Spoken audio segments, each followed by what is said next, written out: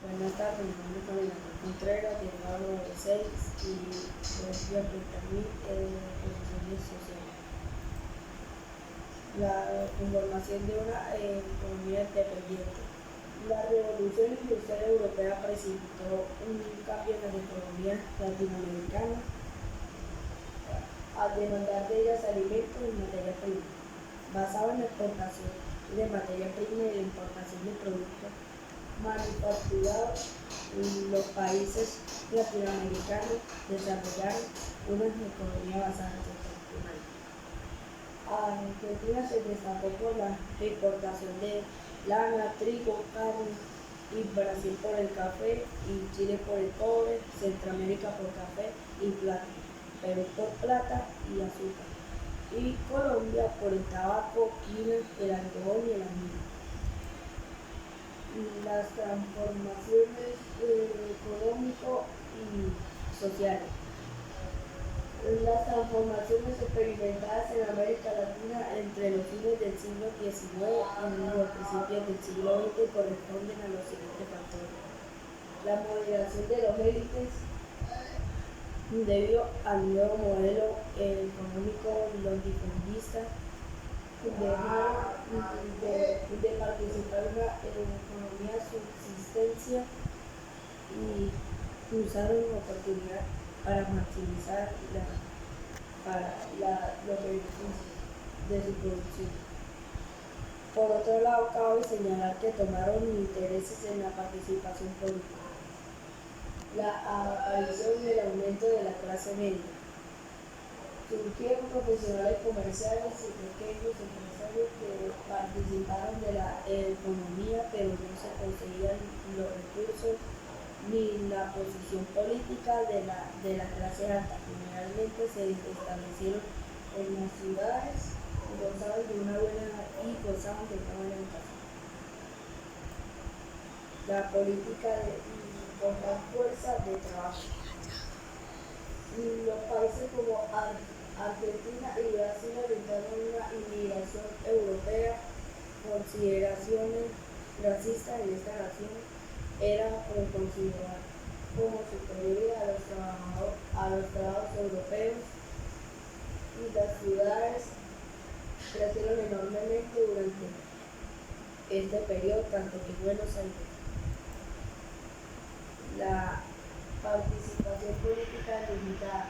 Desde el comienzo del siglo XX se fue ampliando la participación política y sectores que antes tenían acceso restringido al sufrió en Argentina una ley electoral en 1912. Permitió el voto, permitió el voto a un amplio sector de la población, a lo que conllevó en 1916 a que partió de la clase media las transformaciones provenían de las élites socioeconómicas que buscaban capturar el apoyo del sector humano. El surgimiento del sindicalismo. En naciente industrialización se concentró en los sectores textiles, cuero y procedimiento de alimentos y materiales de construcción. Los trabajadores se organizaron otra vez de sociedades y ayudan mutuamente en algunos países.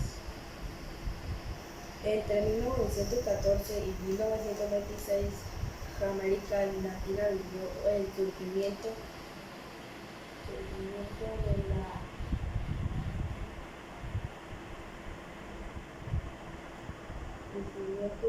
la huelga, protestas masivas y que generaron lazos entre sindicalizados y no sindicalizados, y no obedecieron como la clase trabajadora.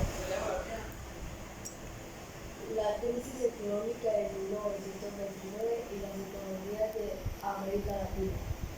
La Gran de 1929 tuvo efectos catastróficos en economía latinoamericana y su crecimiento económico independiente lo hizo más sensible a los cambios de mercado internacional.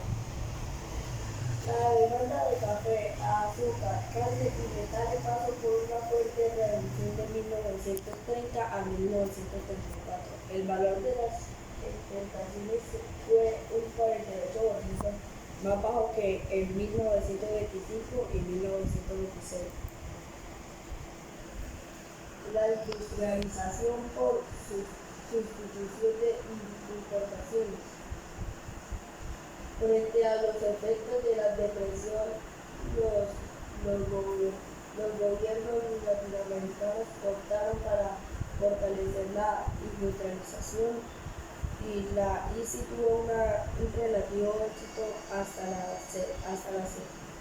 los 60 en países como Argentina y Brasil y México, las cuales importaron barreras arancelarias y elevaron precios tales como la empresa siderúrgica nacional de La Paz. El populismo en América Latina. En América Latina se descansó fuertemente en la figura de un caudillo que era un líder carismático. Este líder se caracterizaba por cierta tendencia autoritaria. Asimismo, en Argentina en 1946, bajo la figura de Juan Domingo Perón y su esposa Eva Duarte, se constituyó una coalición de clase populista con el apoyo de la clase trabajadora. La Revolución Mexicana. En 1817 a 1911, el periodo conocido como Porfiriato mexicano fue gobernado por el general Porfirio Díaz, que en una repartición de tierras en manos de grandes terratenientes, pero terminó haciendo considerables concesiones o inversionistas extranjeros para el desarrollo de la infraestructura nacional. La conformación del movimiento rebelde hacia 1910 México atravesaba una recesión económica debido a la caída de los precios de la plata principal, producto de importación mexicana que aumentó y descontento popular o porfiriato. El movimiento rebelde creció rápidamente, ocasionando que Díaz abandonara el poder Madero y asumiera la presidencia en 1912. Fase revolucionaria. Madero fue asesinado por su propio jefe Castrense Victoriano La Huerta, quien asumió su presidencia de 1913 hasta 1914 y se aseguró el apoyo económico de los Estados Unidos. Su plan consistía en que México regresara al porfiriato, pero los grupos rebeldes los impidieron por un lado y los del norte al mando de Pancho Villa. Y por el otro lado, el gobernador de Coahuila, Venustiano Carranza, quien desplegó un gran movimiento de la resistencia y redactó el Plan de Guadalupe, donde declaró la ilegitimidad del gobierno de Huerta. La Constitución de 1917. Las expectativas despertar por la Revolución de 1910 fueron parcialmente defraudadas por el carácter moderado de las reformas contenidas de la nueva Constitución de 1917. Además, se generó cierto descontento porque las regiones que habían sido más activas en la lucha armada